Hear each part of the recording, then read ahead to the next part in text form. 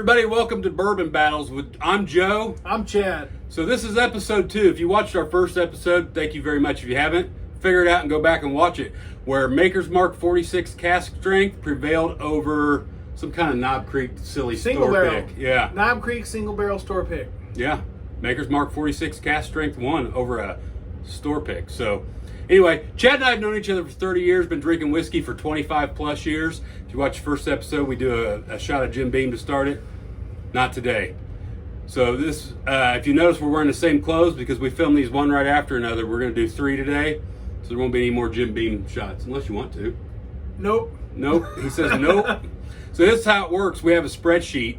My wife goes to the spreadsheet. There's, I don't know, 30-some bourbon battles on there. She picks 2 at random, 2 bottles that are paired against each other. She pours them up. She puts them in these black bags. She brings them to us. 1 and 2. And 1 and 2. And right now, you already know what we're drinking, and we don't have any idea. We'll find out here in just a minute. So, as always, no script, no rehearsal, no prices, usually. Yeah, sorry about that on the last one, but, you know, it is what it is. Everything we're drinking is easy to find, at least in Indiana. Nothing fancy today, at least. We say we always drink stuff available on the shelf until we pick something different. That's a fact. Because I got one that we're going to have to try. That's some stuff that you got. We'll have Only because I want to drink his good whiskey. And we'll have a couple special guests who might get to try something interesting. That is one thing we didn't talk about last week. Right. Our special guests. So Dan King, if you're watching this, cut that stupid ass ponytail off and get ready to get on the YouTubes. Where we can try to trick you up with your stupid Blantons. Stop. I'll stop right there. So without any further ado, guys, 1 and 2, let's get into number 1. 1 and this 2? That's it, bud. I don't know about the smell of that. That's hot. That's ethanol-y, big time. That's hot. All I smell is alcohol. You guys know what we're drinking. We have no idea. But if it's not good, I'm going to tell you. I don't know about We don't give, as I said last time, a red rat's ass what's on that label. No, not even a little bit. Because 90% of the whiskey that you're going to drink from Kentucky or from anywhere is made by 8 different distilleries. I would say probably 75% of what I drink costs less than $20 a bottle. I've got some stuff I really like. There are some things that a lot of people are uninformed about, but there are a lot of decent, good whiskeys that are not expensive. And they don't come in pretty bottles, and they don't have fancy labels. I don't know if this is one of them, but I'm gonna guess, stay tuned, and we're going to get into a lot of that stuff. I'm going to guess no, but we might be right. You know, I love JTS Brown, Evan Williams Bottled and Bond, and all that old Fitzgerald $10 and $12 stuff. Sounds to me like you're a Heaven Hill man. Would you say you go to the Heaven Hill yard sale that day I bought all that? Jackass. It's bitey. Very bitey. But you know what? It's not bad. I think I like it. It goes down smooth. You don't got a lot of burn, but it's way better than the smell. Yeah, it is better than the smell, but it's still on the end, on the back side of it, it's bitey. Spicy. Mm-hmm. Right. Very. Well, maybe. I don't know. Look, as I said before, my palate's not very sophisticated. His is. Maybe one day we'll have your wife on here with the best palate. Guaranteed. My wife has guaranteed the best palate of anyone I know.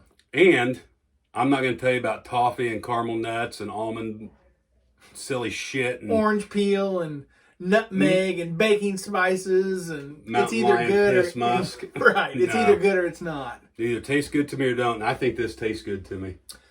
I think the taste is better than the smell. But like I said, at the end it's bitey, but the finish isn't bad. I mean, it's bitey right at the end and then it goes away. I got no idea what it is. It's thick.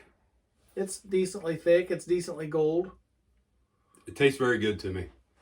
Got no idea what it is, how much it costs or anything, but I paid for it at one time, and I'd probably pay for it again, be my guess, because I don't have anything real expensive. It's not bad. It's not bad. I like it. I don't think the proof's too crazy. 90s? Yeah, maybe 100. Tastes good to me. I like it. Aftertaste isn't bad. I'm gonna put a little water in it and let it set, and then I'm gonna get into the other one and see what it tastes like. Number 2's thinner. 1 drop. That's all I'm putting. Number 2's thinner, and I typically like that. Yeah, it smells better. It's younger too. It has thin legs. Don't I sound like Shut a up. dipshit? Yes, you do. Who gives a shit about legs? Is it good to drink or is it not good to drink? Number 2's better. Well, it's easy to say. Just let's hang on a second. Number 1 would be good in a cocktail, an old fashioned. Maybe a Dr. Pepper from Sandy Sanford.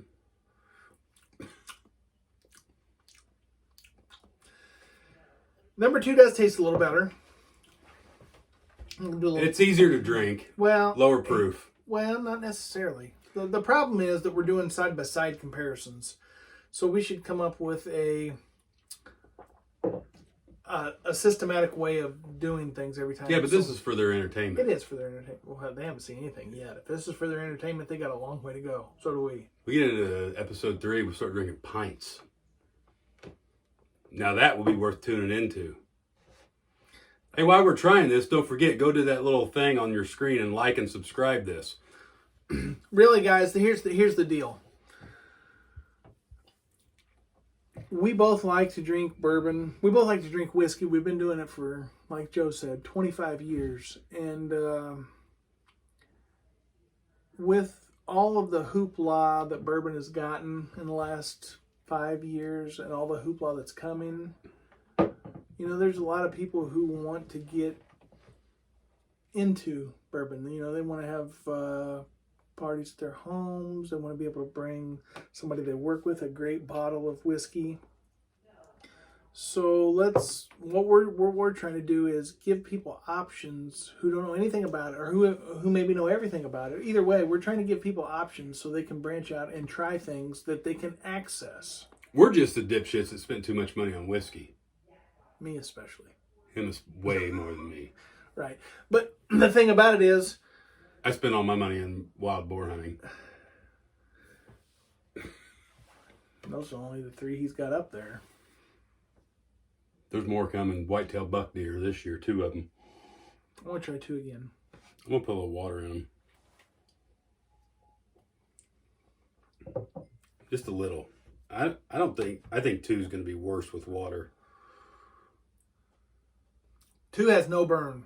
None. 2's an easy drinker. I will say that. If it's over 90 proof, I'll be Well, I won't be amazed. So happy. I mean, it's an easy drinker. 2 is a very easy drinker. I am going to add a little water just to see if it changes. I know it's going to, and it's probably like got you hotter. said. Probably. Got hotter with I put the 1 2 drop drops. in. 1 drop.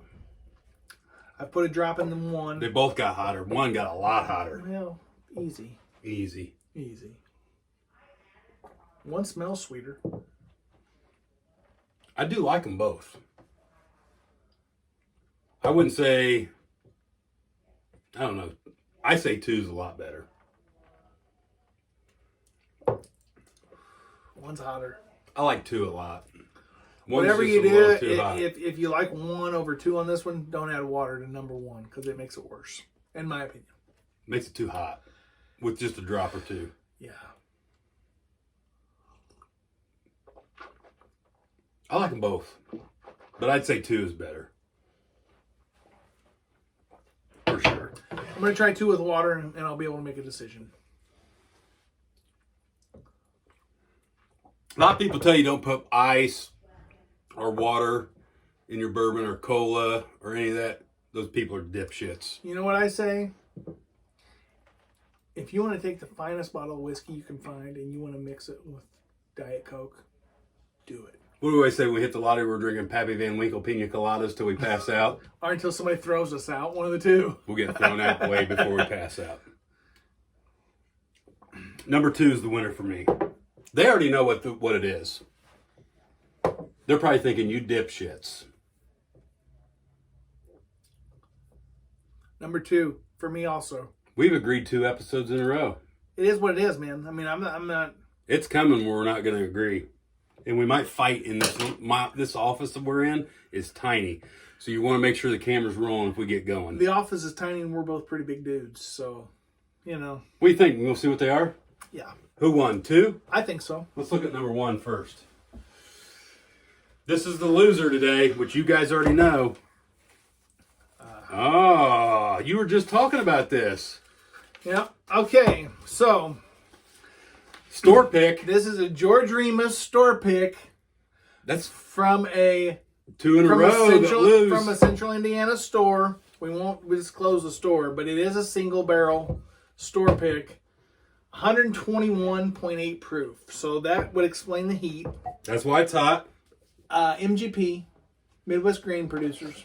Anybody that tells you shouldn't drink MGP out of Indiana, MGP they got makes some good stuff. some of the best stuff, and now they own Lux Row. So for everybody who didn't know that, and for anybody who doesn't know what Lux Row is, ask in the comments. We'll tell you. But yeah, George Remus was number one. Now, if you were sitting there to drink that at night watching television, you'd expect it to be hot like that, so it would have been good. Sure. Would you buy that? No. I don't think I would either. But you did. It's a store pick, and I got tricked Fair enough. by the one and only. Let's see what number 2 is. Let's see what number 2 is. Let's pull out the paper for Chad to read here. I just saw it. Battle of the MGP.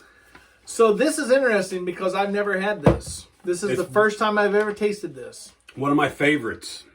I drink this a lot. It's a Belle Meade Classic, and it's also from Midwest Grain Producers out of Indiana. But it was bottled in Tennessee at Nelson's Greenbrier Distillery. It's made in small batches. It's not chill filtered. And it's a high rye, but it's only 90.4 proof. So you want to know a trivia question? I do. There's 2 horses. My wife and I, we bought this because my wife and I hang out at the winery at Belle Meade Plantation where this originally started. There's 2 horses on the cover of the bottle. The one on the right, every single Kentucky Derby winner is the descendant of that horse, and the name escapes me. The horse on the left was a notable horse, and his name's Brown Dick. What do you think about me knowing that? It doesn't surprise me. It doesn't surprise me. So, on another side note, if you like wine, check out Belle Meade Winery and get some of their muscadine wine. It's fantastic. But we bought this as a novelty because we hang out there, and I absolutely love it. I'm surprised I didn't think it was a little better blind. Well, I'm not going to lie. That is the first time I've ever tasted any Belle Meade. Ever. This stuff's cheap. And it won. I mean, in my opinion, it won. Those are 2 MGD products. And they're both from the same place. So that goes to show you right there. Difference in mash bills, difference in aging, difference in small batch versus a proof batch. I mean, you know, the George Remus was a single barrel. The Belle Meade is a small batch. So, you know, keep that in mind. As a store pick, you could get another bottle of them. Could be a lot better. That's absolutely the truth. Weren't you just telling me you had some the other day and you really liked it? I have a bottle that I really like. Yeah. Very, very interesting. It is. But like I said, that's the first time I ever tasted the Belle Meade. Would you buy it? No. But that's just because I'm obnoxious. You'll find that out later on in the... I think my wife... As the year goes on, you'll find that I think my wife will be watching this. She'll agree. And for my birthday or something, she needs to get me a bottle of Belle Meade Reserve. It's about twice that price, but I think I got to have that. I got to try that so we can have it on this show. Yeah, I'll try it. I mean, like I said, that's the first time I ever tasted any Belle Meade. I've heard a lot of good things about it, but I've never tasted it. If you were to walk in here today and have me point at 2 or 3 things that were my favorites that I have on the shelf, that would have been one of them. But it didn't drink like that blind. Well, against Remus, at least. Like I said, guys, it's a 90.4 proof versus 121.8 proof. So the heat that we were getting off the first one is going to be obvious. 4 years versus 8 years. That's a big difference. I mean, the longer it ages, the less bitey it gets. But from 2 Hoosiers, try that Indiana whiskey. Might as well. I mean, I'm being converted as we speak. In real time, I'm being converted. You know how I am. I used to say if it's not from Kentucky, I won't drink it. It's not even bourbon. It's not even bourbon. It's bullshit. I've changed. It happens. There's like I said. And that Belle Meade changed me. 85% of the bourbon comes from 8 distilleries. I do like Harrison out of Texas too, by the way. Never had it. Either way, guys. Thanks for joining in. Thanks for checking us out. Check us out on Facebook at Bourbon Battles on Facebook, Bourbon Battles Blind at gmail.com if you want to send us an email. And send us a message in the comments there. Let us know what you want to see. You want to see Belle Meade go up against something else? We'll find it and we'll drink it against it. And the Instagram's coming. He's going to do Instagrams. I don't know nothing about it.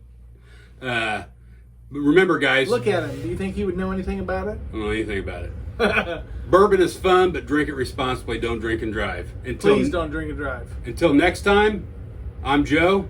I'm Chad. Have fun. Talk to you soon.